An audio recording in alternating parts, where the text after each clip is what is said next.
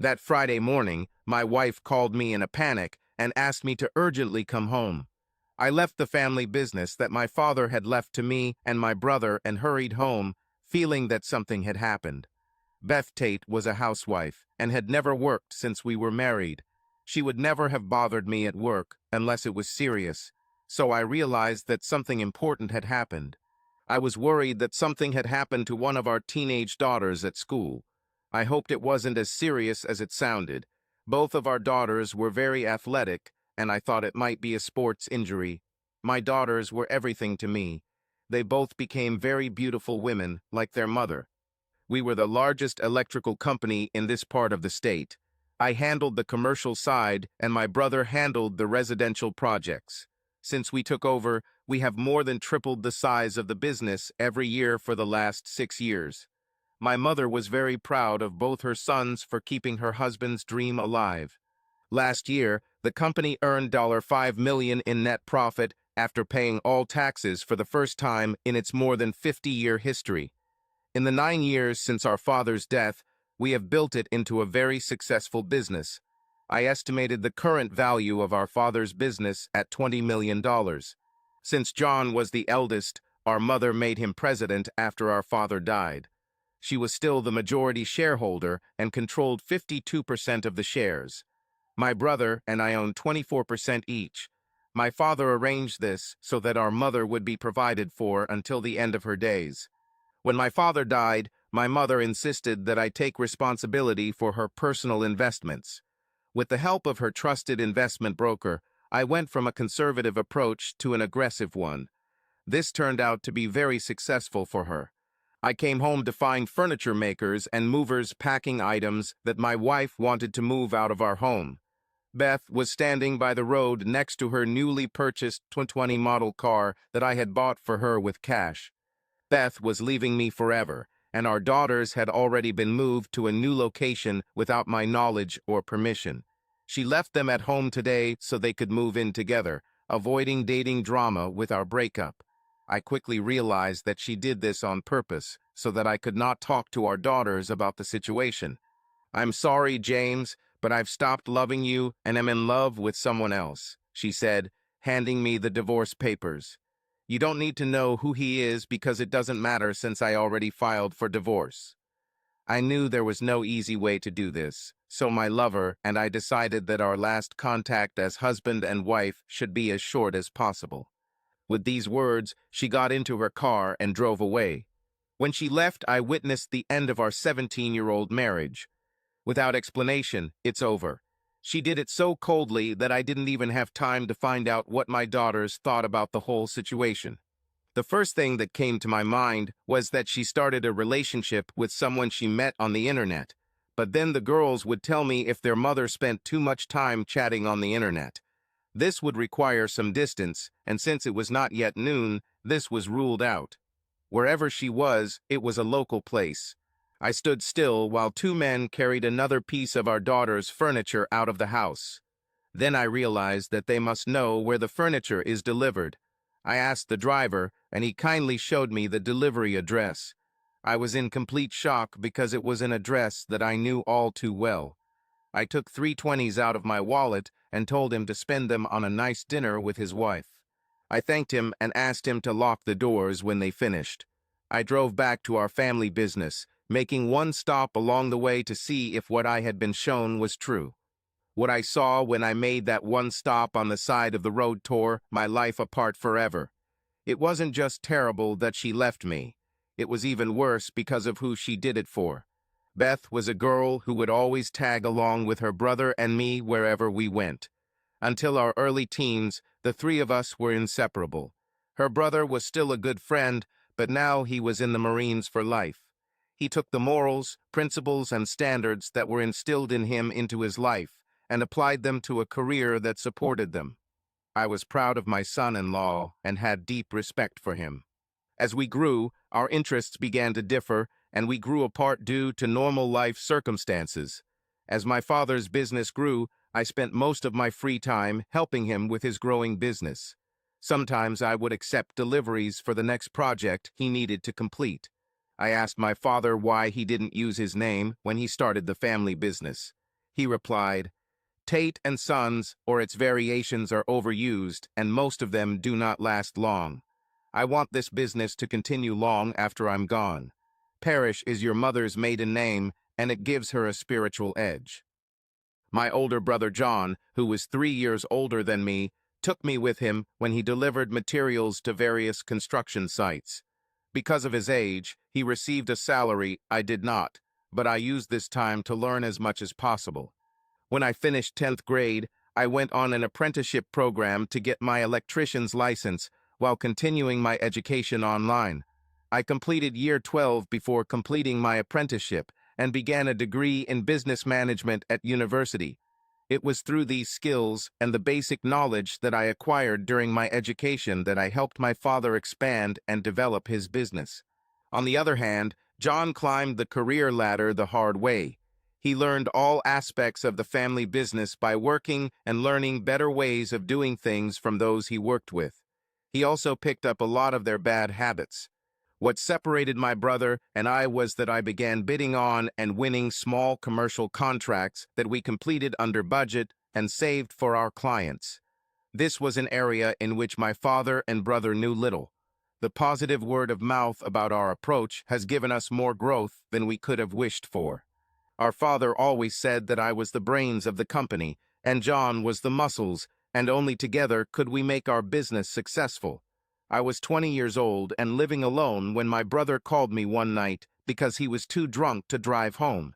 He was at a wild private party in the middle of nowhere and didn't want to get caught by the cops, so I went to save his worthless ass again. After I loaded him drunk into the back seat of the car, a voice behind me said, James, can I come with you? My boyfriend is somewhere unconscious, and if I don't come home, my father will kill me. Beth's father was a strict old Christian conservative with liberal views as long as they did not conflict with his beliefs or his interpretation of the Bible. I turned towards the voice and found a new Beth. At 18, she grew into a very beautiful young girl. Her bright blue eyes were mesmerizing, she had a smile that was irresistible, and she seemed relieved to have found someone she felt safe with.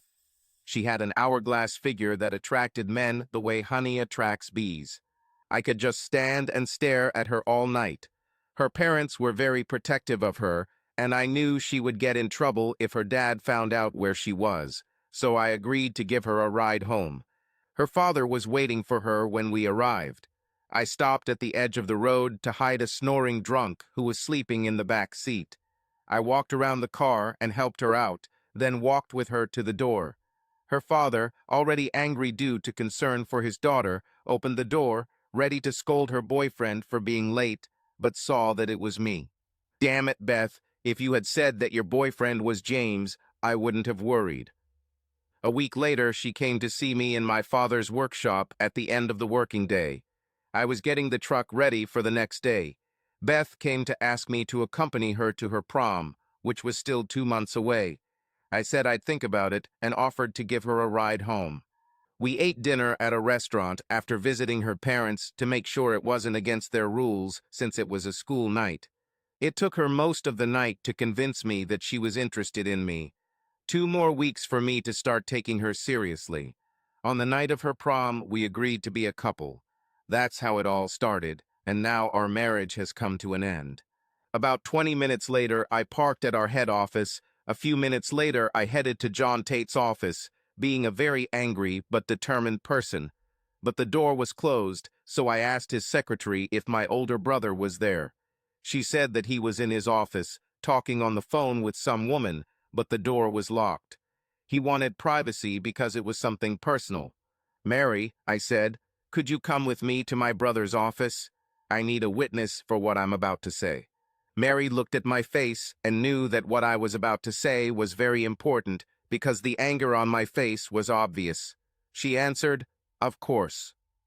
As soon as she was nearby, I shocked her by kicking down the door and rushing inside.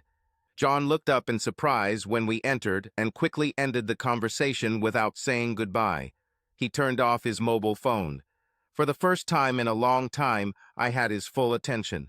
You need to evaluate this business and find a way to buy out my shares. You have as long as my divorce takes. John, are you smart enough to understand this? I said in rage. Mary's jaw dropped. She had never heard me raise my voice in my life. What the hell is going on here? Asked John. The movers gave me the address where they deliver the things Beth wanted to move, I said. I saw my daughters coming out of their new house to talk to her when she drove up. John just stood there silently, trying to figure out what to do with me. I knew they didn't want me to know about it. It wasn't intentional, John said, without an ounce of regret, looking at me coldly. She's just living with me until she finds a place for herself. I'm sorry, we both know that's a damn lie because she told me she was moving in with the man she fell in love with. For me, I said, she said I shouldn't know his name because it's none of my damn business what she does with her life anymore since she just served me the divorce papers. It was sad to see my older brother's face turn white. I saw that this damn coward couldn't tell the truth. Mary's face turned pale. She knew John Tate would sleep with any woman, but she never expected him to stoop to stealing his brother's wife. Rumors claimed that he was treated for diseases more than once. How long have you been lovers? I asked. On those days when I had to cover for you, you went to my house and slept with her, like with all those women you could reach.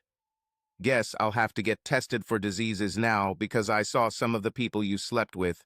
John's face paled, and he said quietly, I don't think work is the time or place to discuss this. Fuck you. There will never be a good time for this, John, I said angrily. Better go to the bank and start talking to managers or put the business up for sale. We are no longer business partners or brothers, at least for me. James, there must be another option. We can't afford to lose you, John said. We should discuss this when you calm down. Furious, I picked up the phone on his desk and dialed our mother's number, putting it on speaker so everyone could hear the conversation. Luckily, she was not on charity work and responded immediately. Mom, I'm afraid I have bad news for you, I said, almost furious. Today is my last day. I am leaving the family company from today. I already told John this morning that he needs to find a way to buy back my shares as soon as possible. What? Mom said in shock. You love this business and always have. You are the anchor that made him what he is today. It is your vision of his future that drives you. What happened to make you make this decision? I think you'd better have your other son answer that question when you find him, because he's not in his office right now. Perhaps he is at home because his secret lover is moving in with him today. I understand they are going to get married as soon as her divorce is finalized, I said. He's probably with her right now, expressing his love and support. I'm sure you'll be glad to see him finally settle down with a woman who already has children, because it means he's finally starting to grow up, I said, starting to calm down. Now I suggest you go to him and proudly introduce yourself to the beautiful lady he has been bragging about for months as his future mother-in-law. I hung up. John's face was furious. He couldn't say anything because he had spent months bragging about the woman he loved at his mom's family dinners. From the look of him, I realized that if we were not here, he would have tried to attack me. Mary, can you come with me to my office and make sure I don't take anything that belongs to the company? I don't want anyone to be able to say that I was fired because I'm a thief, I said. I need a signed document that I handed over all the keys in my possession to you and that I left with only what we agreed was not the property of the company. John was getting angrier because I was telling everyone on the staff that I expected the worst from him. Before leaving his office, I said, should I walk away backwards so you don't have the opportunity to stab me in the back again? John, given what you and Beth did, it would be better if you just took one of your dad's guns and shot me. We went back to my office, where my secretary was working, and I said, Joan, could you come in and witness what's about to happen? I think Mary would appreciate having a witness. James, what's going on? Joan asked. I quit because John stole my wife and my children from me, I said. I was called home to serve divorce papers. The trucks carrying what Beth wanted to pick up gave me the address where they delivered the items, and to my surprise, it was my brother's house. Our longtime executive assistants were in complete shock. These wonderful women have been our pillars of support for years. They knew that I loved and respected them very much. Let's write down everything that James takes, Mary said, and also what keys he will give us. We will print and certify all this. Let's make 5 copies. Joanne and I will each take a copy home for safekeeping, so that if the ones here disappear, we can confirm what happened. This simple statement showed me how much they trusted the company president. This made me wonder what else my older brother was hiding. It took us an hour to finish everything. I called security to escort me out and make sure I was only bringing out my things. I watched as both ladies placed additional copies in their bags. My brother hurriedly left without saying goodbye, hoping to find a way to escape the drama that was probably unfolding in his home. I later found out that he came home too late. Everyone saw how I, accompanied by our security guards, was seen off by 2 senior executive assistants with tears in their eyes. At the front door, before leaving, I kissed both ladies on the cheek and thanked them for their years of support. I walked out the door and took the box from the guards' hands. As soon as I came out, everyone wanted to know what happened. The women explained that they knew. Opening the trunk, I threw the box in and closed it. Driving through town, I stopped at a real estate agency and put the house up for sale.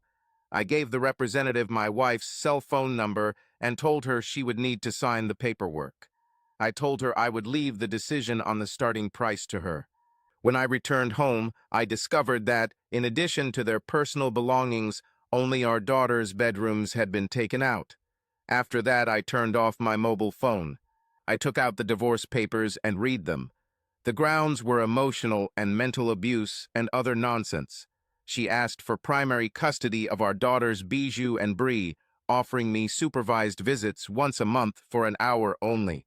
Beth felt that I was too strict with our daughters because I did not allow them, as girls of 13 and 15, to date boys their age unaccompanied.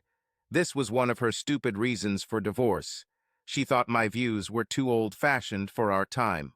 My morals and standards were too restrictive for our society. When we argued about this, I told her that I didn't want our daughters to ruin their lives by getting into early relationships. As a result, Beth felt that my views on family structure were detrimental to their personal development. I knew that she believed that I treated our daughters the same way her father treated her at that age, and she always tried to rebel against him growing up. Beth got under my skin because of our different views on raising our daughters. I walked over to the bar and poured myself a strong drink. I flipped through the channels, looking for something to take my mind off things, but found nothing but outdated reruns in our modern world. Star Wars, sex, and the city or law and order didn't suit my taste preferences. I must have passed out drunk because I woke up with a hangover, lying on the living room couch, still in my business suit. I went upstairs, undressed, showered, and shaved to get ready for the day. After I made myself breakfast, I went outside and went about my usual Saturday morning routine. It was around 1 p.m. when I turned on my cell phone again. I received text messages from my mother, my brother, my wife, and my 2 daughters, all trying to contact me for their own selfish reasons. I believed that my daughters knew what was happening and agreed to go with their mother. The only message I believed was from my mother. In my state at that time, the rest of the messages did not matter. I just finished listening to them and deleted all the voicemail messages they left asking me to contact them to start solving problems. In her message, my wife said that I shouldn't be doing what I'm doing and that we could come to some kind of agreement once I thought it through and calmed down. And then the realtor called. "Mr. Tate, your wife finally came this morning, but she was not in a good mood," Miss Waterston said. "She was shocked that you were selling everything in the house along with him." I showed her comparisons of other homes in the area, and she agreed to add $20,000 because of the value of the furniture. "Thank you for giving me this information," I said. "I want the house to be sold as soon as possible because there are too many memories in it." "Just so you know, she started crying because she didn't expect you to do what you did," she said. I asked her, "What did you expect him to do? You left him for his brother." "I was expecting to sell the house," your wife said, but there is no demand to buy out a share of the family business. I told her, "What choice did you leave him? In your eyes, he should have been happy that his brother was a cuckold, and now his girlfriend for the rest of your days. I've never seen it like this." "I just wanted to get away from them forever," I said. "In the divorce suit, she is trying to completely take my children away from me." Apparently, she didn't see it that way either. Judging by her face, I thought she was going to puke. She said she had never seen this. I told her she might fool a lot of people, but I know how women like you think, Miss Waterston said. "I made an appointment with my sister. She's a damn good divorce lawyer for you on Monday. I'll send you a text message with her name and office address when I finish the call." I thanked her for her kindness and hung up. I had just refreshed my cup of coffee when I saw my older sister's car approaching the driveway. So I finished my coffee and walked to the front door to let her in. Mom must have called her after she drove to my brother's house. It was an 8-hour drive from their place to here. "This must be something important," I said, "since you've driven halfway through the state." Connie looked at me and said, "I can't believe what they did." Mom was completely devastated when she arrived at John's house and saw Beth and your daughters there, setting up their daily routine. "What are they thinking? Do you think you're in shock?" "Look at it from my side," I said, with eyes filled with tears. "I didn't have the slightest idea. Do you know how long this went on?" "According to Mom, after talking to Beth yesterday, before John came home," my sister said, "about 2 years." "Damn, how could I be so blind?" I said. "Before we continue, you should read the divorce papers and understand why she wants a divorce." "I just made some fresh coffee. I'll bring you a cup and we can talk." Connie read everything carefully. Everything was described in great detail, and small quarrels were blown out of proportion. Everything was exaggerated to the extreme. "Beth wants you out of her daughters' lives," Connie noted. "Most of what she claims is nonsense. We both know it. I'm here because Mom doesn't want you to leave the family business. So Mom wants me to come to terms with the fact that I'm a cuckold and accept my new role as him for the rest of my life," I said. "Did I understand correctly?" I thanked the real estate agent for pointing this out because Connie was now in complete shock. I could tell from the look on her face that she realized the significance of my words because they clearly showed how little my older brother thought of me. "Oh my God," Connie swore. I chuckled because my older sister had never uttered rude words in her life. Like a good Christian, she said bananas instead of 4-letter words when she was angry. "How will I explain this to our mother?" Connie asked. "With her Christian views, she will never understand what they really did. The shame they impose on you is disgusting. She will see the cheating, the breakdown of your marriage, and how they are trying to take your children away from you, but not this." "That's why I'm leaving the company," I said.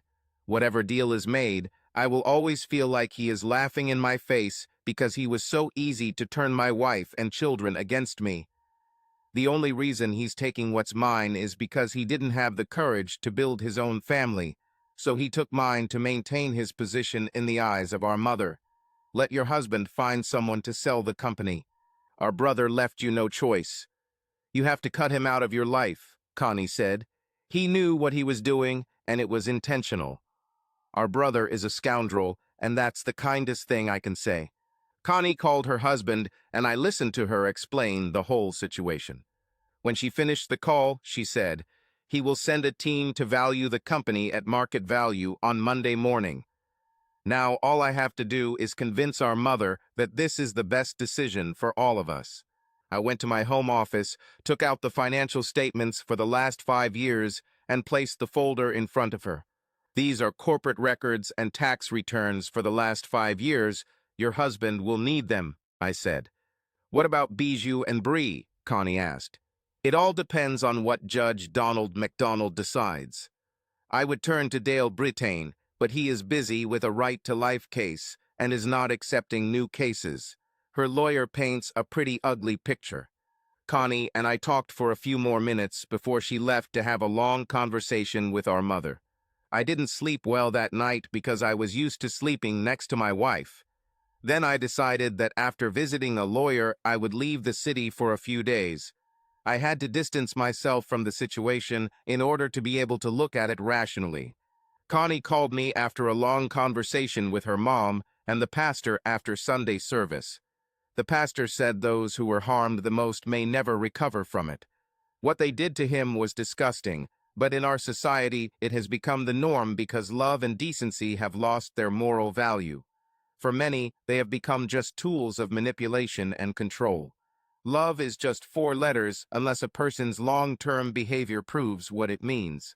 My mother was obviously surprised when the pastor said that your son James was not the first to have his life ruined by a family who claimed to love him, and he would not be the last. Mom agreed to sell the entire business, Connie explained, not because of what John did, but because she knows that without you, John will ruin him. She wants to know who to appoint in your place. Does she understand that John is now dead to me? I asked. Yes, and why? Connie said.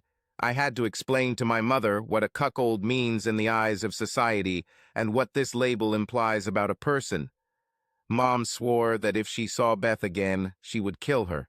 Tell your mom she needs to name Carl Robertson president. He was my deputy and knows everything I know. If she doesn't, John can and will outmaneuver him. The commercial direction will always bring us a lot of money. To get the best price for the company, you need to do this. Connie needs to do this personally and demote John to vice president by making a public announcement in the newspaper about the changes. Should John be warned in advance? Connie asked. No, and if Mom doesn't feel like she can do it, I said, she'll have to make you CEO for a year or until the company is sold. You should understand why I should stay away. I can't afford to get involved because it will be used against me in divorce court to support Beth's claims. Connie said she would check with her husband to see if my logic was correct. She also said that she faxed all the corporate documents to him last night. About 2 hours later, Connie texted me, I'm the new CEO. Tomorrow morning, I'll do as you suggested. I had breakfast around 2 o'clock in the afternoon. I cooked potatoes, eggs, and bacon. When Beth called me, this time I answered. Can we talk? Beth asked.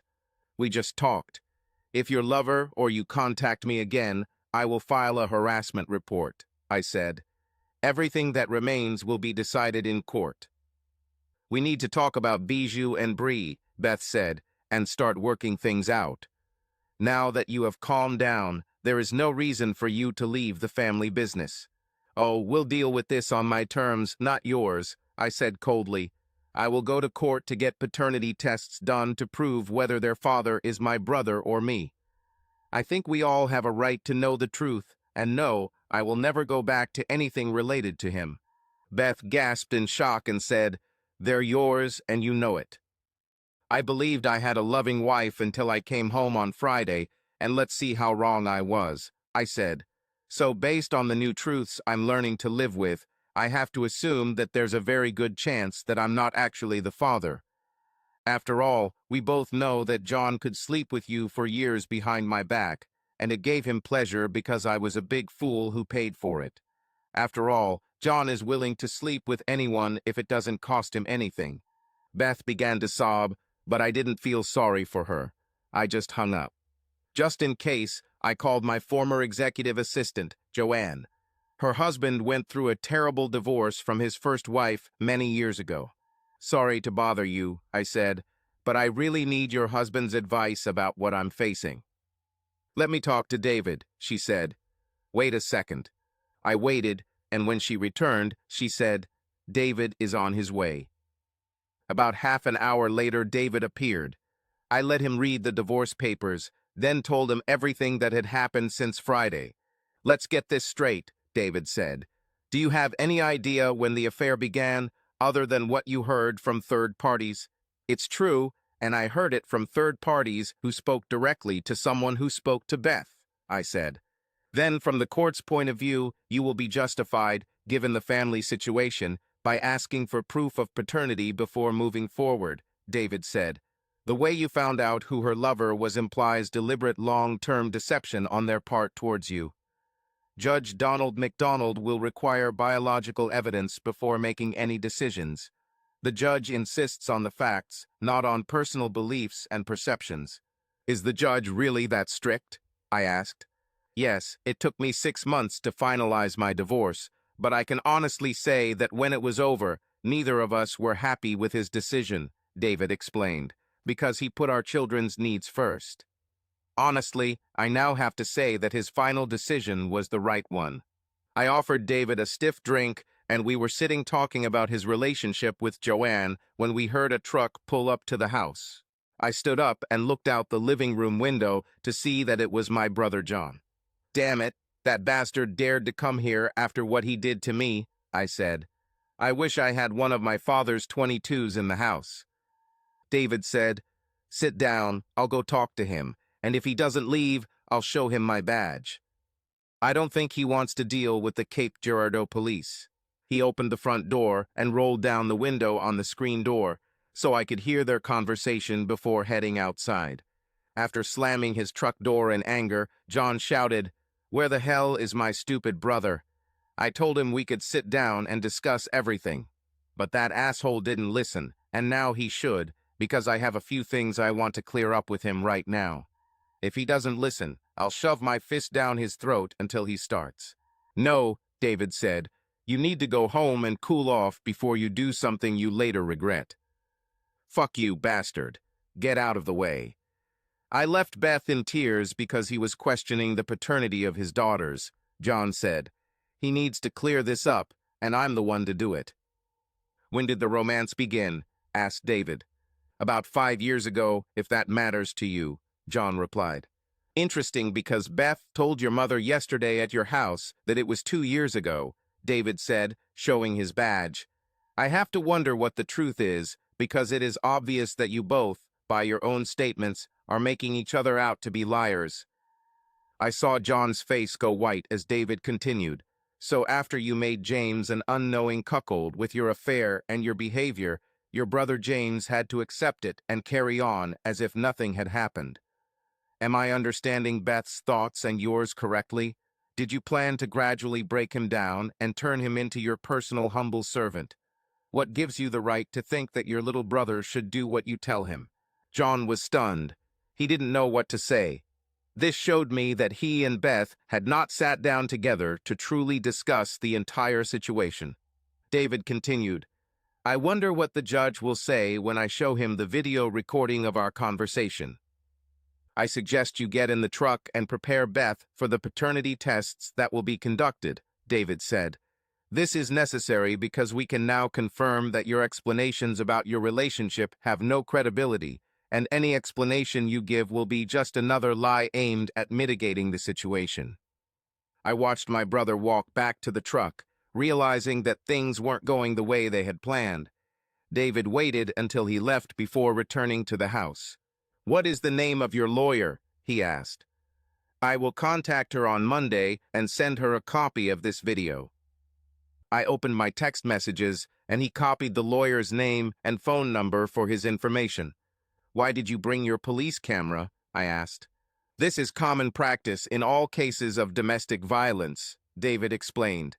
When Joan told me why you wanted to talk to me, I realized that anything could happen in a short time, so I came prepared. Tell Joanne that after the meeting with the lawyer, I will leave town, I said.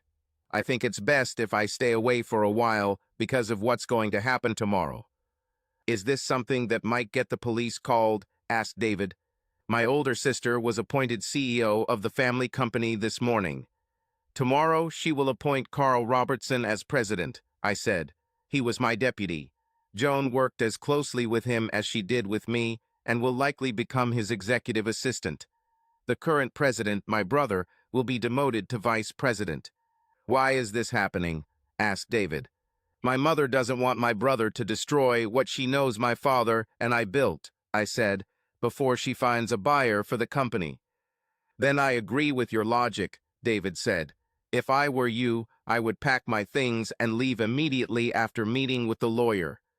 John will be furious because he will see your hand in this. From what I have learned about your brother, he has a short temper and acts without thinking. Such idiots are capable of anything.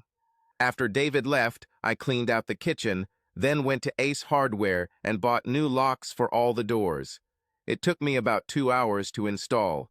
I was about to change my home security code when my cell phone rang. I looked at the screen and got ready. It was Beth's father. "What's going on, James?" he asked. "My granddaughters called me from an unknown number because Beth confiscated their phones, and your phone is always busy." "Did you ask Beth why?" I asked.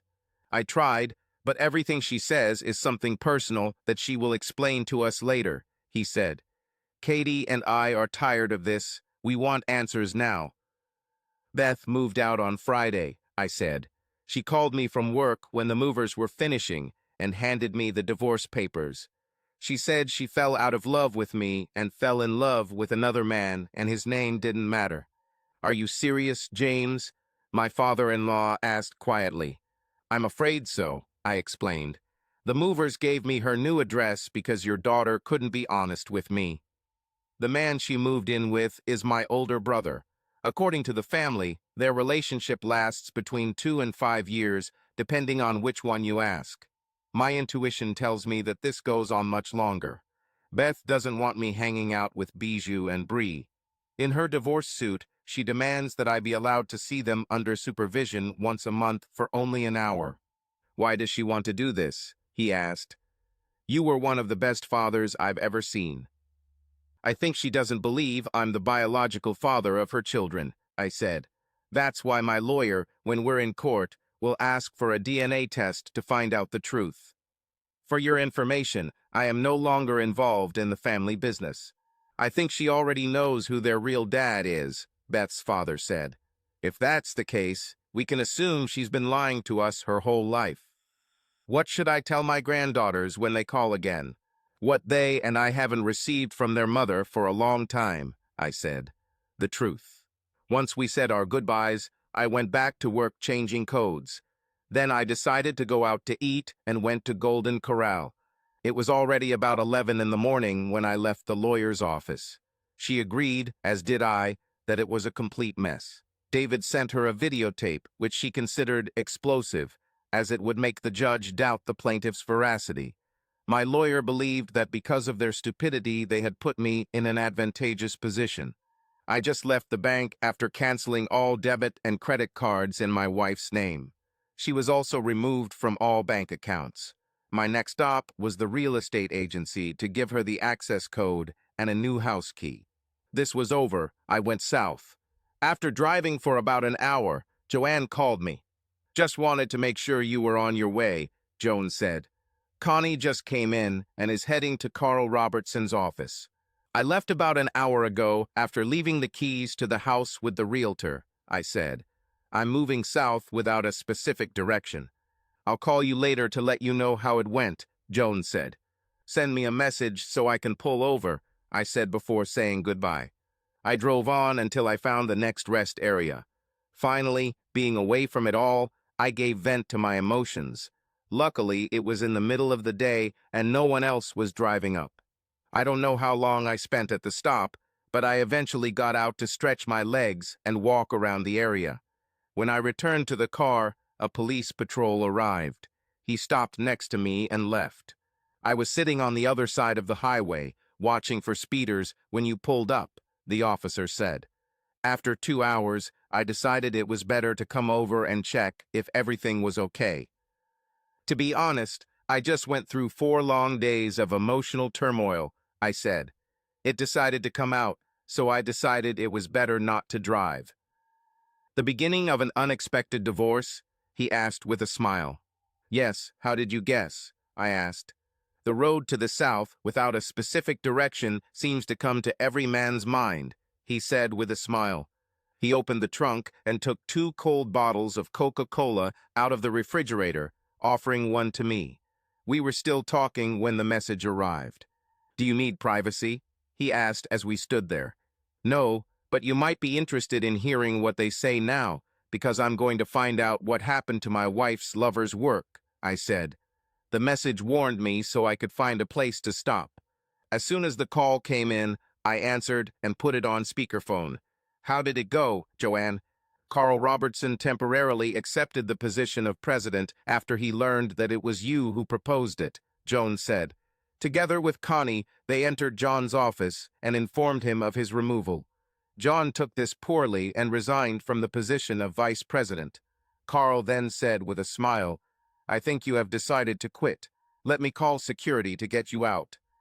John kept swearing and cursing you because he felt it was your doing. So my brother lost his job and joined the ranks of the unemployed like me, I said. Oh, for John, this must really hurt his pride.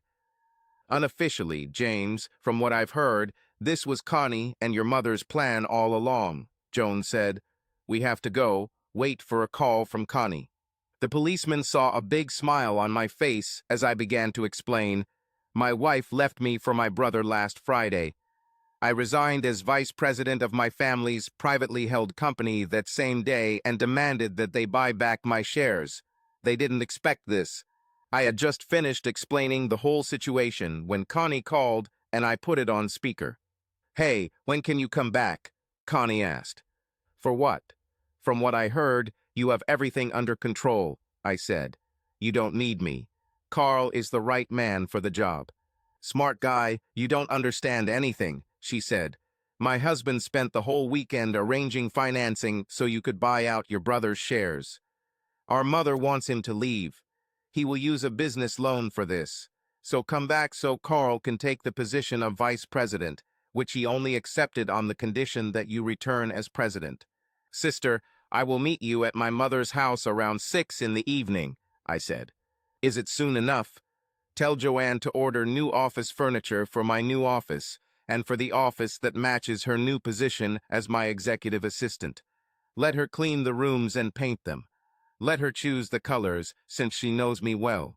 I'll give her a 10% raise when I see her in the morning. Having said this, we said goodbye. There was a big smile on my face. What is the name of your company? Asked the officer. Parish Electrical, I said. We cover about a third of the state and are constantly expanding. Your slogan is, no job is too big or too small, he said. That's right, it was my father's favorite phrase. So we adopted it as our motto many years ago, I said, and I personally still stand by it. We talked for a few more minutes, then he gave me his business card, and before we parted, he told me where the next turn was so I could turn around. He followed me until I got onto the road. I was grateful for the friendship the police officer showed me that day, and having found a place to turn around, I turned as he advised and drove back. Back in town, I looked at his business card. It showed the branch, its location, and its mobile phone number. I took the card and put it in my wallet for safekeeping. It was about 5:30 when I arrived at my parents' house. I got out of the car and walked to the front door. Before I even reached the door, my mother was already waiting for me. We didn't say a word, we just hugged and shared a warm moment. I learned that Connie went to the airport to meet her husband, who had arrived. He wanted to discuss with me his plans to buy out John's shares. My father was smart to organize everything because we couldn't sell our shares without the approval of the other 2 shareholders. Mom and I had a good talk before my cell phone rang. It was Beth's dad. Hi, Dad, I said. What's happened? Have you heard the rumors that are circulating among the workers in this part of the state about your brother? He asked. Let me go into the other room before I answer, I said, leaving the room where my mother and I were. Okay, now I can talk, and yes, I heard, I said. But to be honest, I've never seen anything that could confirm them. Why? He has a lot of prohibited videos on his home computer, he said. Bijou and Bree discovered this last night and called us. They are rightfully afraid to be in the same room with him. We picked them up at school, and I don't know what to do. Call Joanna and tell her what the children have told you, and tell her that you are providing shelter for the children until it is confirmed that they are not in danger of being exposed to someone who may be a criminal. No way, it's time for you to reveal your name and not use your own phone. Go buy one of these for $20. So there will be no school for a few days, and we will have to hide them, he said. But why would I call Joanna? She works for me and her husband is a policeman, I said. The first person she will call will be her husband. Then we will, thank you. I am indebted to you for supporting my daughters. Send me her number to their grandmother's phone and I'll go do it, he said. I'll let you talk to your daughters. I was still talking to them half an hour later when my mother came in and said the police were here and wanted to talk to me. I told my girls I had to go. I hung up and sent the number to my mother-in-law's cell phone. Before I went into the other room, I cleared all my text messages. David, good to see you, I said. What can I do for you? I came here to see if your mother knows where you are. Your daughters were missing and your phone was busy every time I called, he said. Beth has filed a formal complaint accusing you of kidnapping his own daughters. I looked at my mother, whose face showed great concern. Well, David, I'm glad to clear this up. What time did my daughters disappear? I asked. Right after the closing bell at 2:30 this afternoon, David said. I reached into my wallet, handed him my state trooper ID, and said, Call him right now. I think it would be better if you find out for yourself how I know him. I watched as David called him. My mother came up to me.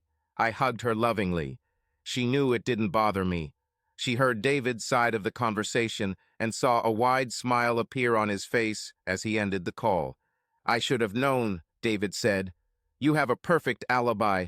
At the time of their disappearance, you were drinking a cold Coca-Cola and talking about your problems an hour away with one of our fellow police officers.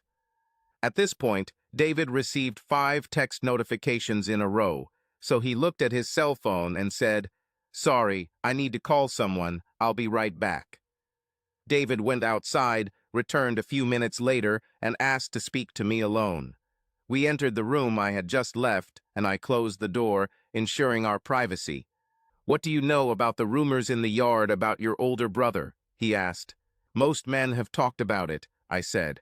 Ever since I started dating, I kept my girlfriends as far away from him as possible because even though I never saw anything, I had my suspicions, so I played it safe. Why do you ask? It appears your daughters found something on your brother's home computer that they shouldn't have, and it scared them, he said. They told someone at the school, and they were granted asylum until we could fully investigate it. David walked over to where I was sitting and whispered, Tell whoever is protecting your daughters that we will not charge them, but I will need a few days to solve this problem. Your mistake was that you gave them my wife's number. My wife found out that he called you an hour ago and asked what they should do. They're Beth's parents. I had no idea, I said. But I told them to buy a burner phone to call your wife. David laughed and said, Be grateful that you have in-laws who care so much about you. I'll go to the judge in the morning for a search warrant to search your brother's computer. Let him know that I may need your daughters to tell the judge what they saw. We returned to the living room, and then I escorted the 2 officers to the front door. As soon as I opened the door, Beth came in. Are you arresting James for kidnapping? She asked. Not now, David said. You'll soon have an unbreakable alibi. He was sitting with the policeman and talking about you when your children disappeared. Beth's face turned pale. She was so sure that they would be with me. I think maybe the girls ran away because they don't want to live with you, Beth, I said. David, do you think I should go home in case they show up? I think this is the smartest idea I've heard all day. After all, they're old enough to decide who they want to live with, David said with a big grin. Anyway, the only thing keeping you from your children is their mother. Just call me if they show up. I watched the cop drive away before turning to Beth and saying, The night I dropped you off at home, when I picked up my brother because he was drunk. Was he your boyfriend? The look on Beth's face showed it all, so I added, I think now I know how long you've been sleeping with him behind my back, don't you? My mother screamed in rage, James, throw that woman out of my house right now and let her know that if I ever see her again, I will use one of my dead husband's rifles and put a bullet between her eyes myself. I looked at Beth and said, if I were you, I'd run away. She just might change her mind and kill you right now. I've never seen Beth so scared in my life. I think it took her 10 seconds to get to her car. I couldn't help it. but I burst out laughing as she left in a hurry. "Well played, Mom," I said. "She really believes it." "She's better because I meant it," she replied. I opened my cell phone and called Beth's father. "Dad, can you bring Mom and the kids to my mother's for dinner?" "Are you serious?" he asked.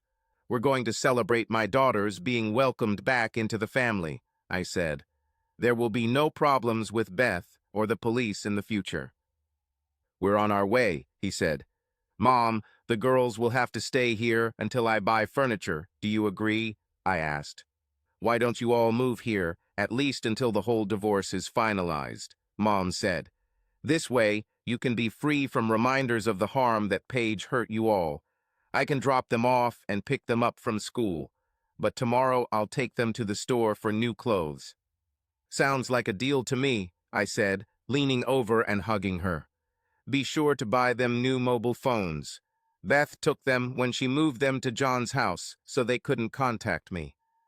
Mom went into the kitchen to tell the cooks that 4 more would be joining us for dinner at 8. I got out, took my suitcases out of the car, and brought the suits that were hanging on me. Mom told me which bedroom would be mine, and I took my things to that room. Beth was not a happy person. She was very worried about her daughters. She was sure that James had kidnapped them. She had been rudely proven wrong, and now her true relationship with John was fully exposed. It was John who was her first man before James, and she was reunited with him. John left them alone once they started to reconnect. It was only after the birth of her second daughter that John decided that he needed to take back what he had always considered his. She resisted his attempts to enter into a relationship for a long time. It was on a Wednesday afternoon when both girls were in elementary school, and he showed up at their house right after lunch. James left town on a business trip. She let him in. "Beth," John said, "I have always loved you and will always love you." About 6 months ago, after nearly getting caught by her eldest daughter, John decided it was time for the two of them to publicly acknowledge their emotional connection, having moved in together. They were so sure that James, a quiet man, would accept their relationship, and after a few difficult months, everything would work out. Lord, if only they knew how wrong they were. He was the complete opposite. He caused a storm that no one saw coming by resigning the way he did. Now he questioned the paternity of his daughters. John came home this afternoon to tell her that he had been kicked out of his own company by the new CEO, his own sister. He then left to talk to a corporate lawyer to see what he could do about it legally. It was the real estate broker to whom James listed his house for sale that made John and her realize what they had unintentionally done to James. They ruined his life and turned everything he believed in into a lie. Now they faced the consequences of their behavior and the hatred it generated. They had never seen him labeled as a cuckold. Hell, they didn't even know what it meant until they looked it up. Society's opinion implied that most cuckolds were not real men in the eyes of the world, but someone who was created to submit to another as if they were his property. For James, this was the greatest insult. They will never be forgiven for this. Now even her parents refused to answer her calls. She called them 5 times to see if they had heard anything from their granddaughters. Even her text messages were not answered. She wondered what they knew. Beth knew she had to find a way to bridge the huge gap between her and James. They needed to start discussing all this. She picked up the phone and called him to see if he had heard anything about their daughters. He answered on the 3rd ring. "James, have you heard anything about the children?" she asked. "No, I haven't," he said. Beth ended the call and sat in her car, crying her eyes out. James had just cruelly pointed out how he likely saw John and her relationship. James had already made it clear that this was his greatest fear, that his daughters will become simple women of easy virtue. That's why he said what he did, because John, until he was reunited with her, was known for always keeping women of easy virtue in his arms. According to James, John had just moved the largest one ever into his home. She was ashamed. She felt used and belonged in a way she had never felt before. It was then that she realized how different the 2 men she loved were. One wanted her to be better, in a life filled with quality and love, and the other, who was his reflection, wanted her to look and act like a lady, but was ready for anything. To become what John wanted her to be in a relationship, she sold the morals and beliefs she grew up with, and now everyone knew it. She turned it into her lifestyle. It was a celebration at my mother's house because my teenage daughters couldn't stay away from me. Beth's parents and I didn't say a word, but we all hugged a lot. It was a very difficult 4 days for all of us. The girls were delighted to meet Aunt Connie and Uncle Tom. During lunch, we told the girls about our temporary plans until the divorce was finalized. They were both happy. Given what is happening, we decided to leave the discussion of business issues until tomorrow. Beth's father and I walked around the property to talk privately. "James, how long has my daughter and your brother been in a relationship?" he asked. "From what I've learned, they've been together off and on since the first time I brought her home from my brother's wild party." Beth admitted that John was her date that night. My father-in-law's eyes filled with tears, and he answered in a trembling voice, "Then why did Beth start chasing you?" "I think John and Beth weren't serious about each other back then," I said. "That night showed me in a different light. The first few years of married life were good. I think John started wanting what I had and started chasing her." "John has always been the more aggressive of the two of you," Beth's father noted. "He was angry that everything was fine in your personal life. Your father told me a long time ago that John always tried to live up to your standards because they were very high." "I didn't know that," I said. "It's sad that John pulled Beth down with him in his fall. Police seized his computer this week. If it has what we think it has, Beth will get what she wanted to give me control over meetings with her daughters." "After what she did," Beth's father said, "she deserves it. Some must learn from their mistakes, and they reap what they sow." I was late to the office on Tuesday morning because I was selfish. I enjoyed being reunited with my beautiful daughters. My mother was beaming with joy because it had been a long time since she had spent a girls' day with her granddaughters. When I walked into our main office, employees lined up and cheered.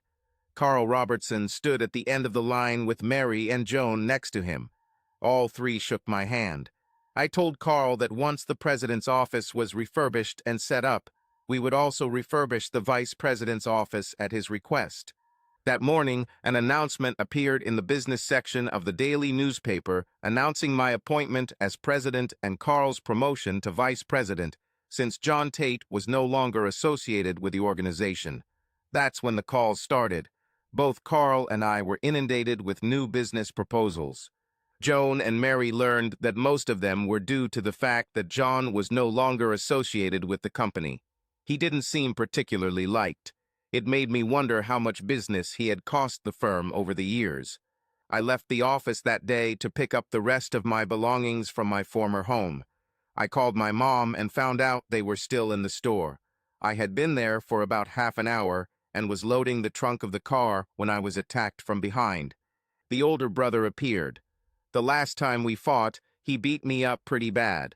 I think a neighbor saw this and called the police, who came to separate us. Neither of us were in the best shape by then, but at least I was standing. The police noticed that John was drunk. Being the aggressor, he was arrested. I lost consciousness and woke up in the hospital. My mother said I looked like the characters from the movie Soylent Green. John was charged with aggravated assault. My daughters were emotionally upset about the way I looked and what happened. "Bijou and Bree, what happened to me was because your mother and your uncle acted on their emotions because they couldn't control them. People who are controlled by their emotions lose the ability to see things logically," I said. "This causes them to end up making their situation worse. I will recover, but with the long-term damage they inflict on themselves, they may not recover." The girls and my mother stayed with me until I fell asleep. The next morning, Connie, Mom, and Tom came to the hospital. To get the loan Tom wanted, we had to agree to expand upstate. It seems that one of our competitors in the north was experiencing financial difficulties and could not find the necessary funds. As a result, they filed for Chapter 7 bankruptcy. The company was liquidated because its debts significantly exceeded the value of all assets. Tom suggested that we take over all of their existing contracts and make a low bid on all of their existing equipment and buildings. I said, why don't we just buy a majority stake? Tom explained that their debt load was too high, and then we would be faced with their union contracts, which were loaded with high pensions and health care obligations, which would ultimately put us in the same boat. Mom then surprised us all by saying, James was actually the president of the company for many years. We all know this. When Jacob was alive, James carried the brunt of the burden, and he knew it. Even though James communicated with him daily to keep him informed and get his approval, it was James who ran things. Tom, I want to give James the 27% of the shares needed for complete control because we cannot guarantee that John will agree to sell. I give the rest to Connie. We all know that I have enough, thanks to James's wisdom in managing my investments, to live comfortably for the rest of my days, she said. Anyone against it? I'm against it, I said. If we are going to make such a big move, I will only agree to all of this if Tom finally takes over as our CFO. I know it might be a hit to his salary, but it's a sacrifice he'll have to accept. Connie teared up because our father had never truly accepted Tom as part of the family.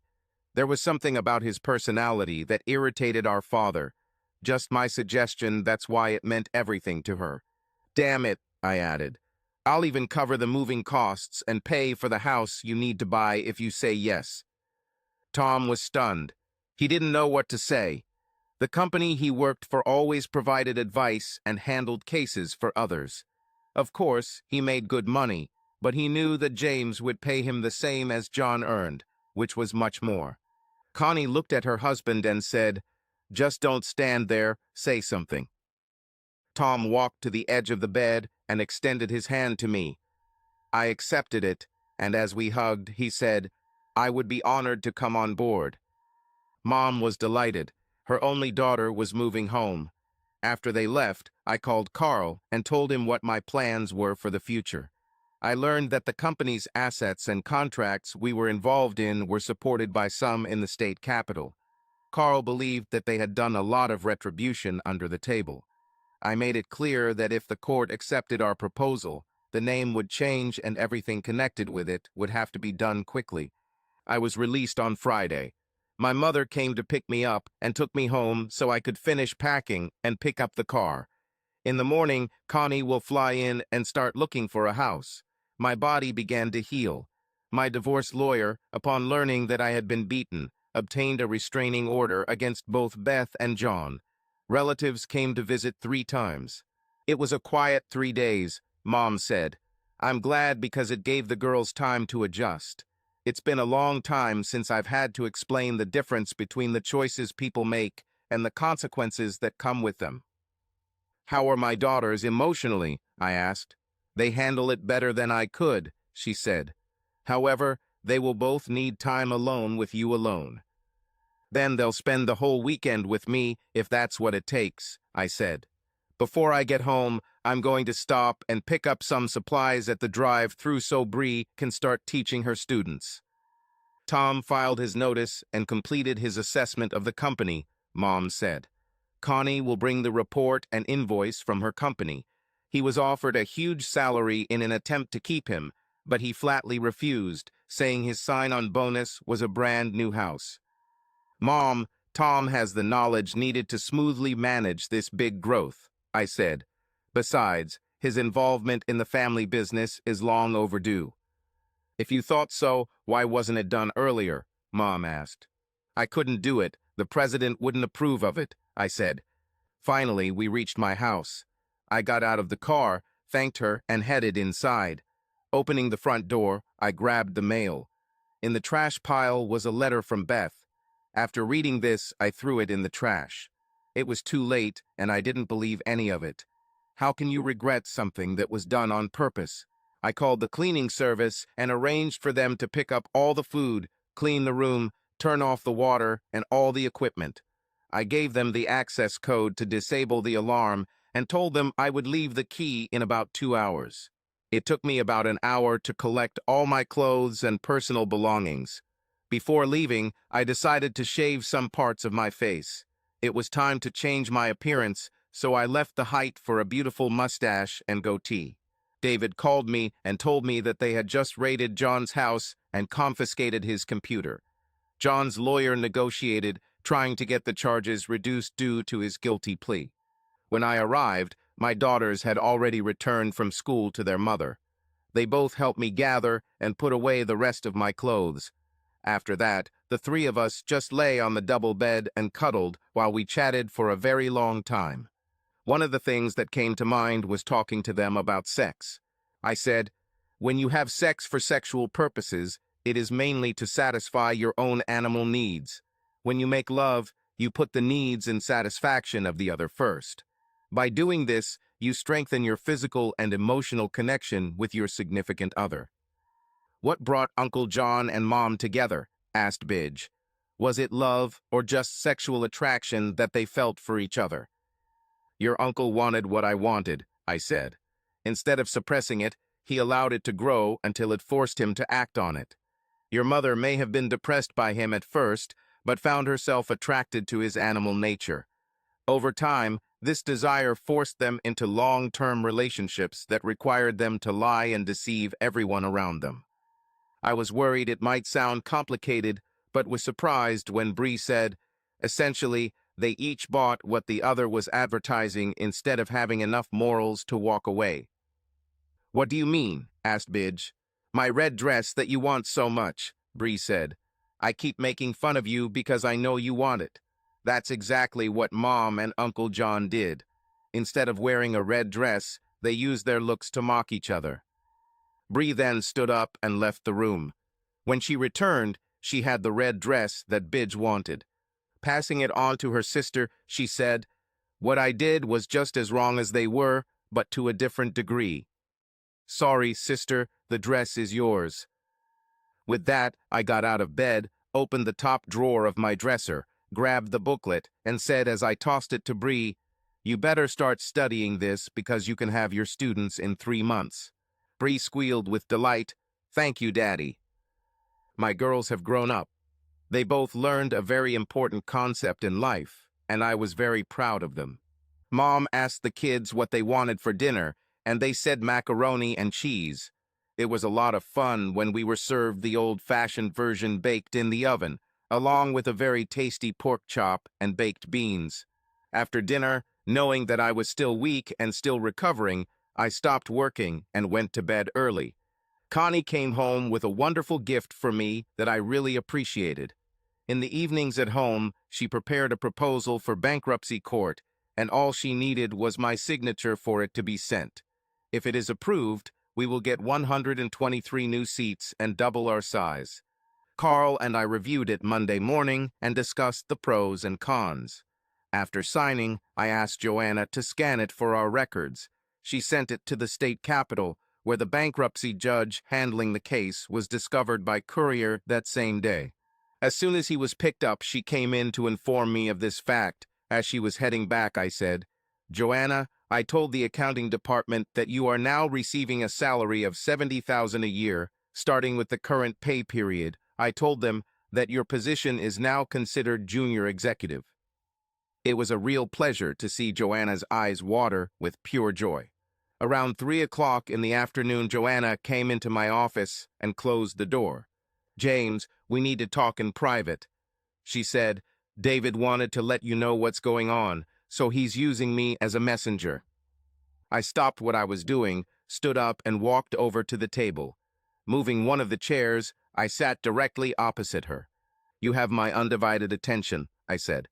She spoke about the progress of the investigation. "It doesn't surprise me," I said. "This indicates a pattern of behavior that David believes can be used in your divorce," Joan explained. "With what we've learned about John since his removal from the company," I said, "I won't have any problem with it. The problem is how." "David will have to write a formal internal report," Joan explained. "The decision on what to do with the information will be up to the district attorney. David will bring home a copy on disk, which I will give to you." "That sounds good to me, and tell David I owe him one," I said. "When I called David to tell him what you had done, he was shocked by your generosity. We both know that was one hell of a raise. Mary was also rewarded, I said. Although not as generous as you, as Carl's assistant, she is now junior management. Connie's husband joins us as our first CFO. I want Mary and you to find the most qualified assistant, one of our current employees, who you feel is best suited for the two of you. Once you select him, the three of us will sit down with him and explain his new responsibilities if he agrees to be part of the management team. We will use the empty cabinets where John's former office furniture is stored for them. You really make a difference, she said. Why? Very soon we could double in size and become a statewide company. There will be days when senior management will be busy or out of the office, I explained. As our executive assistants, you three, once fully equipped and trained, will make decisions on our behalf. So we better make sure we can trust whoever we choose, she said. How you trust us. Any problems concerning Mary and the new assistant will be part of your new responsibility. They will contact you, I said. If you can't solve them, remember that you can always ask for my advice. Joan walked out of the office with the proudest smile I've ever seen. When I left for the day, Mary and Joan were in deep discussion. When Carl and I came out together, Carl said that the new structure we were creating was brilliant. Mary and I are starting to make plans in case our proposal is accepted, Carl said. The HR department is compiling a list of those who should be considered for relocation and promotion to new positions that will be created. It's a good thing I added a 20-day notice before acceptance so we have a chance to prepare, I said. Connie's husband, Tom, joins us as our CFO. Without his funding arrangements, we would not have been able to consider this. John will be offered a repurchase of his shares later this week. What happens to divorce? Asked Carl. We have a court hearing this week about getting an order for a blood test, I said. We were the last ones called before the judge on Friday. I was surprised to learn that Judge Donald McDonald was not a huge man. From his reputation, I assumed that he was tall and broad-shouldered, but in fact he was about 5 feet 10 inches tall and weighed about 180 pounds, with a very small neck and broad shoulders. He looked over 50 years old. My lawyer laid out the basic attitude of the three of us, explaining how Beth and I reconnected. She detailed how I found out who she fell in love with and my brother's denial of it when I confronted him. She then submitted an affidavit from my mother stating that Beth had admitted to her that this had been going on for 2 years. She then played the camera footage from David. Judge McDonald took a special interest in her. Finally, I was called in to explain what I had learned the day Beth accused me of kidnapping her own children. I saw the judge's face become more and more worried. When I told him what Beth had said when I ran into her the day we reconnected, his face went pale. For a moment, he looked really old. Beth's lawyer tried to explain all of this and honestly tried to refute our perceptions. Finally, the judge spoke. It is clear that there is sufficient circumstantial evidence to suggest that Beth and John Tate had a sexual relationship longer than the marriage between Beth and James Tate lasted. This means that one brother could try to pass off his paternity to the other. This clearly suggests that there is a 50-50 chance that either one or the other could be the father. The only way to know the true paternity of the children, because human nature is such that our memories change over time, is to conduct a DNA comparison of both possible fathers of the children in question, the judge continued. Regarding John Tate's video confession and his reaction, that is a significant factor in making this decision. When all matters have been resolved, a divorce will be granted to James Tate on the grounds of adultery. Beth was devastated. John looked at me with pure rage. Although the judge didn't say it outright, he implied that they had been manipulating me my entire life. I had a big, satisfied smile on my face. As we prepared to leave, we all noticed Beth's parents and her older brother standing and preparing to leave the courtroom. I could see the pain and sadness in their eyes. They were there throughout the entire hearing. I guess Beth's parents were hoping we were all wrong in our thinking. Beth started walking towards them. They turned their backs to her and walked out the door. We all understood the message they just gave to Beth because of their religious views. From this day forward, she will be banished. In today's society, she was a walking dead man. I walked up to Beth with my lawyer next to me. Beth, you should be extremely proud of yourself. Not many people can say they destroyed 2 families in less than a month, I said. I'm sure you'll be pleased to know that Bijou and Bree are doing well. The lawyer and I continued on our way, and Beth began to sob. When we left, Beth's parents were waiting for me. Mom, Dad, do you want to take the girls for the weekend? I asked. This will give them a chance to spend time with their favorite uncle. Mom shed tears and hugged me, saying, we would love to. Ted, Beth's brother, extended his hand and said, good to see you, old friend. If my daughters don't bore you tomorrow, I said, shaking his hand, let's have a late dinner and a few beers. I'm coming home for good, James, he said. I'm too old to keep up with the young people. 20 years is enough. So I returned home with my family for a couple of weeks to look for a house and a job. Then my phone rang. It was Joan, so I answered saying, what happened? We just received word that the 30-day countdown has begun, Joan said with excitement. Thank you, and let Carl know that I just found the head of our HR department, I said. If, of course, I can convince him to join us. How did the divorce meeting go? Joan asked. I'll explain when I get back to the office, I said. Goodbye. Ted, $60,000 a year to start until you prove yourself, and a review after the first 6 months as head of the new parish electrical HR department, I said. Want? What will this include? Ted asked. Procurement and distribution management and inventory control for 3 distribution hubs to our retail stores and commercial sites that we operate. Most residential projects are carried out through our retail outlets, and our supply contracts are carried out from one of the hubs, I explained. Damn it, are you serious? He said. Of course I'll take it. James, Beth's father said, take him to see your house. If he's interested, I'll cover his down payment. That's what we did. Since he spent most of his time abroad, most of what they had there would be sold before the move. They will start practically from scratch. After touring the house with his wife and finding out what was going with it, they decided to write a full price offer.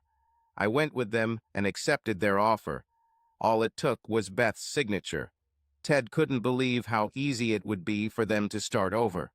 I stopped at a liquor store and bought 2 bottles of wine and a block of cheese and an assortment of crackers before heading back to the office. 4 of the senior management team held a small celebration before calling it a day. My girls called me to ask if they could go with their grandparents for the weekend. I pretended to be surprised, but said, go and have fun. When I got back to my mom, I told her what I did after the trial that afternoon. She said, Ted is getting a good deal. The goods you sell in this house are worth more than they pay for it. Trust me, they know that you suit them better than they could ever dream of. Ted is family, despite what Beth did, I said. He'll pay me back in spades, keeping a close eye on every penny. Once again, you choose the high road, said my mother. Your father would be proud, as would I. Thank you, Mom. It means a lot, especially since I'm still suffering, I said, because I still love her. Oh, that reminds me, John sold the shares back to me this morning, Mom said, for $5 million through my personal lawyer, so I guess I'll stay on the board. What motivated him to do this? I asked. He told my lawyer that he was never happy in this industry. It stayed because it belonged to the family, my mother explained. As soon as the divorce is finalized, they will move to Florida because he is going to get into real estate. He has a lot of land there that he is going to develop. I smiled because John would never know that our business was worth over $40 million at current market value according to Tom's report. Using this report, we secured $15 million, of which 10 were spent in purchasing assets and contracts in the North for 10 cents on the dollar.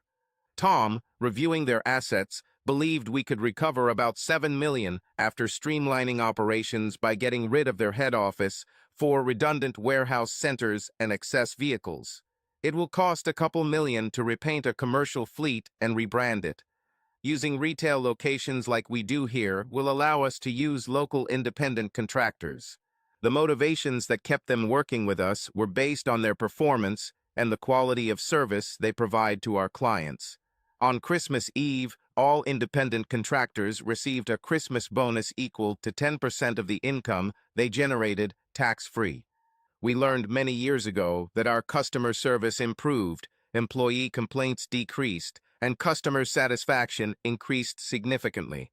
My mom dragged me out to one of the obligatory social events on Saturday afternoon. I thought it was going to be one hell of a boring day. It was a fundraiser for the family who were raising money to cover a huge medical bill for their daughter's cancer treatment.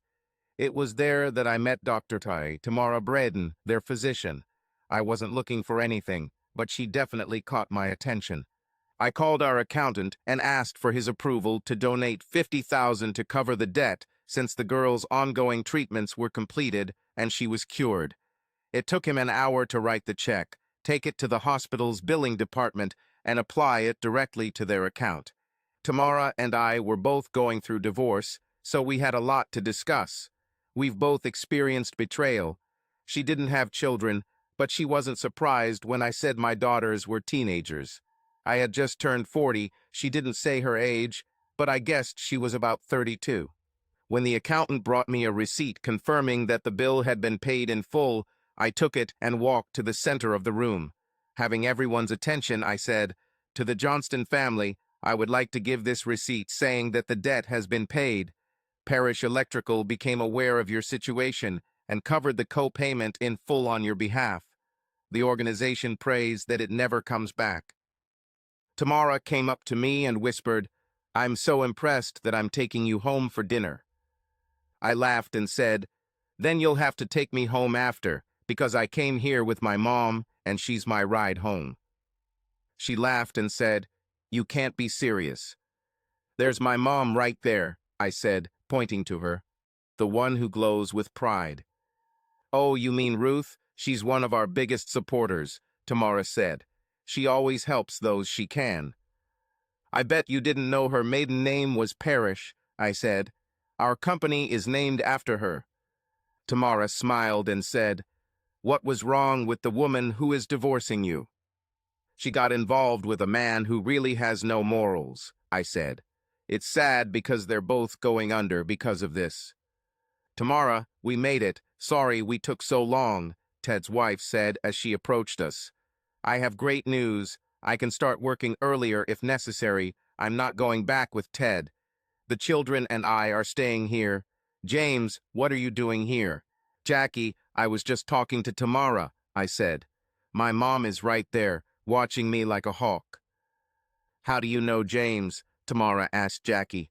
"He's divorcing my sister-in-law," she said, "and he's going to be Ted's new boss. He gave us a great deal on his old house." "Why?" Tamara asked. "Despite what Beth did," I said, "Ted will always be family." "If you need furniture," Tamara said, "I have a few things you can take." "The only thing that didn't come with the house was the kids' bedroom furniture," Jackie said. "Ted's parents bought it for us this morning after confirming the sale when Beth signed the agreement." Ted and I left the ladies talking and went. I talked to Beth a little bit. "She is suffering a lot.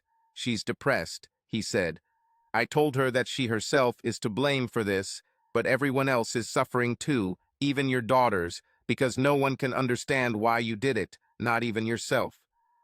"Ted, she doesn't know that things are going to get worse for her before they get better," I said, "because of John's past behavior being very public. A word of advice, be careful with Tamara. She is a beautiful woman who suffers just like you," Ted said. "She was always a good choice." Tamara came up and took my hand, saying, "Come on, I promised you dinner and we need to go shopping." Mom watched us leave. Tamara handed me the keys and asked me to take her to Food City, a small independent grocery store known for having the best selection of meats in the area. She asked me to wait, but I said no, so we went together. "What's for dinner?" I asked. "Grilled steak, salad, and if you have room for dessert," Tamara said. "This is fine." "Sounds good," I replied. We'd better take a couple of bottles of red wine to go with it, I said. It was already after midnight when I returned home. Tamara and I had a wonderful evening together. We agreed to meet next Saturday. For some reason, I slept well for the first time in a long time since Beth left our marriage. Mom dragged me to church on Sunday. Connie finally found and made an offer on the house she wanted. I told her to submit a copy of the purchase agreement to the accounting department if it was accepted so they could write a check. The girls met their mother at the mall for lunch. They told me later that everything did not go very well. First, they told her that I had met someone and hoped that this woman would help me start to get better. My mom called them and told them about my first date. They then told her what they found on John's computer. This was the first time Beth had heard about it. Beth was devastated because she knew she would not be able to have sole custody of our daughters. The girls believed that their mother became depressed. At this time, the district attorney had just filed several charges against my brother. He was arrested the next day at his home in front of Beth. The moment he was taken into custody, Beth knew she would never be allowed to gain custody of her children. What her divorce lawyer wrote in the original lawsuit was becoming reality. Not for James, but for her, because she allowed herself to fall with someone who was the complete opposite of James. A little over 2 months have passed since we met Tamara. John was released on bail. Beth's lawyers and I worked out all the financial details. She'll get $4 million, and that's it. She won't get any of my shares. DNA tests confirmed that Bijou and Bree are my biological daughters. Even Beth seemed relieved. We agreed that I would have sole custody, but Beth would be allowed extensive visitation and contact with the children, as long as it was not in John's presence. The amount of money I gave her, if properly invested, would allow Beth to have a quality of life if John did serve time. I provided her with the names of 2 investment advisors she would work with once the divorce was finalized. Connie and Tom returned with the children, much to my mother's delight. She got to know Connie's children better, and it was a real blessing for her. Mom said her life was filled with more love than what she lost. I saw the truth in these words. My mother, my sister, and I decided that Connie would remain CEO, to Tom's delight. John's reputation was completely destroyed. Even those whom he considered his lifelong friends turned their backs on him. His legal expenses were mounting. My daughters believed that once our divorce was finalized, their mother would leave him. The cost of a real relationship with him was too great for her. They were concerned about their mother's depression. The takeover was moving forward quite well. Contracts that fell behind due to bankruptcy were adjusted and were now ahead of schedule. Most will end up significantly cheaper than the agreed-upon price. We decided to refund everyone 10% after receiving the final payment. We have reduced projected labor and related costs by 50% since the acquisition. I flew to see some of the changes that were being made and some of the new buildings and lands that we became the owners of. The surplus ones were put up for sale at their appraised value. The HR department, working with former employees, arranged for more than half of them to become contractors working from our new retail locations. We provided them with interest-free loans to purchase the trucks and equipment they needed from us at wholesale prices. Part of the package they came with included accounting software from QuickBooks. Ted, in his first major purchase, due to the increased volume we needed and his skillful negotiation, reduced the cost per unit by 20%. He began to reorganize our entire approach, which will significantly reduce our processing costs when fully completed. He proved that I made the right choice. Jackie and he were very happy with their new home. They slowly made changes to the decor to make it their own. Senior management was delighted because by the time it was completed, our allowance for write-offs and losses had been reduced by 2/3. We learned that those in the state capital wanted the bankruptcy to be resolved as quickly and quietly as possible, which confirmed our thoughts that there were large kickbacks for some of these contracts. We were the first and only offer. We all believed that those in power wanted to make sure that certain things remained hidden. Tom hired his old firm to do a new valuation because our growth was enormous. Mom and I were getting ready for a big barbecue at Mom's house this Saturday. I was a ball of nerves because this would be the first time most people would meet Tamara. All the senior management and their families came, also all of Beth's and mine's relatives. I left to pick up Tamara because I wanted her to meet my daughters before the rest of the crowd arrived. Although it was an informal event, Tamara decided to wear a dress that accentuated her figure in a flattering light. She really looked amazing. With her red hair flowing over her shoulders and a white dress with hand-embroidered monarch butterflies on the sides, she was dazzling. Tamara was 5 feet 8 inches tall and weighed less than 120 pounds, but she was energetic. We exchanged a few kisses before heading off. We walked into Mom's yard holding hands. Bijou and Bree came over immediately. Tamara must have sensed my nervousness because she said, "Relax." After the meeting, Bijou told her, "If you are my dad's friend, he definitely made the right choice." I could see how Tamara changed at that moment. I leaned over and whispered, "You were just as nervous as I was." Tamara admitted that this was true. The party turned out to be a great success. Between my two mothers, sisters, and their daughters, they quickly made Tamara feel at home. Tamara found out more about me than I was ready for her to know. When Ted and I went to grab a cold beer, he said, "Looks like you two are starting to fall in love. Mom and Dad will be babysitting, so how about we go to Bythea's on Bythea and dance?" "Sounds good," I said. David and I had a brief moment, and he said that the Da believed John would get at least 7 years. "Joan thinks Tamara is the best thing that's happened to you in a long time, but she's afraid you'll ruin it," David said. I told her why women always think it's the man's fault. Mom opened the pool, so Tamara and I sat on sun loungers, watching those who decided to swim.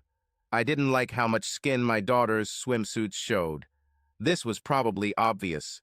Tamara said, "You are really old-fashioned in your values. Was your father the same?" I thought about it for a moment before saying, "Yeah, I guess he really was. He wanted us to be the best we could be and always emphasized that the way we walk, talk, and behave says more about us than our own words. Unfortunately, that's what led Beth to do what she did. If my first husband had been like you, we would still be together," Tamara said. We looked at each other without saying a word before sharing a kiss. I think we both realized that our relationship had become serious. Bree, sticking her head out of the water, said jokingly, "Chill, Dad, she's not our new mom yet." My daughter broke the mood. I took off my socks and shoes, made sure my keys and wallet were hidden in them, and ran into the pool to catch her. Tamara watched me play with my daughters for about an hour before I went out to change my clothes. When I returned, the three of them were chatting pleasantly. Both girls took several photos with their phones. They made the mistake of sending a few of them to their mother, letting her know they were serious. The food the staff prepared was excellent. Tamara was interested that I went into the kitchen to thank them for their excellent work. Everyone noticed that we were not separated. We met Ted and Jackie at an Irish restaurant and bar. Tamara was a client of the owner's wife. We danced until closing. I really enjoyed it. I walked Tamara to her door and was invited inside. Tamara and I stopped at home so I could change and went shopping before Mom and the girls returned from church. We were all expected at Mom's for a family dinner on Sunday evening. Everyone was wondering where I was. Out of despair, my daughter wrote to me, "Where are you? We are waiting." About 2 minutes later, Tamara and I walked through the door. Bijou said, "Finally, dinner is almost ready.